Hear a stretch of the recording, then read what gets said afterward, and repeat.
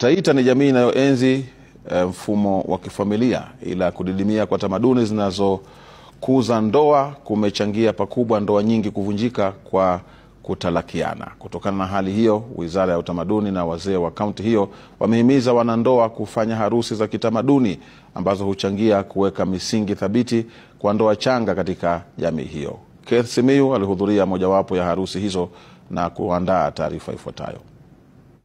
Taita Taveta, kijiji cha Kosovo, katika boma hili ambapo ngoma za kitamaduni zinaendelea kusheheni.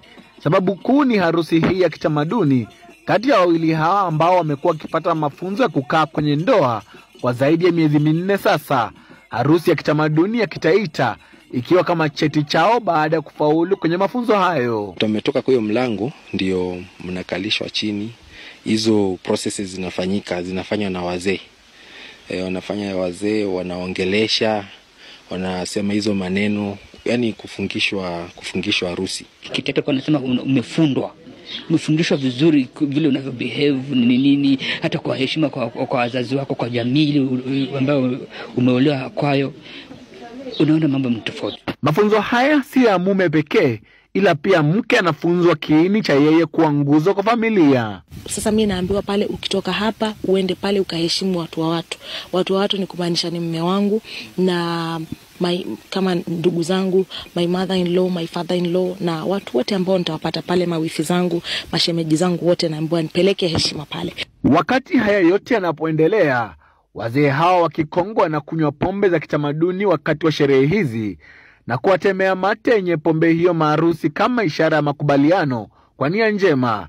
Ila haya yanafanyika tu baada ya maharusi kuvishwa pete. Venye Kitaita wanasema wanawapea pete. Kuna nini fulani imechanganywa na mchanga hivi, mnawekwa kwa forehead na huku kando kando. Hiyo ndio inakuanga ni ishara ya pete kwa Wataita. Katika mafundisho fulani, wakati mume wangu alikuja akafunga mlango, ile step ya pili amekuelezea, ni kumaanisha kitanda kile cha msichana kwao kinavunjwa mguu. Kumaanisha kitanda chako hakiko tena kwenu. Kwa hivyo uende ukafagie kwako. In the sense that there's so many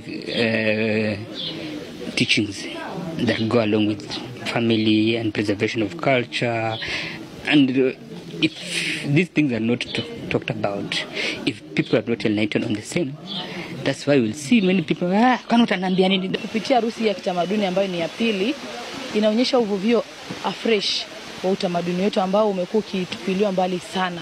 Na sasa tunashukuru kwa kuwa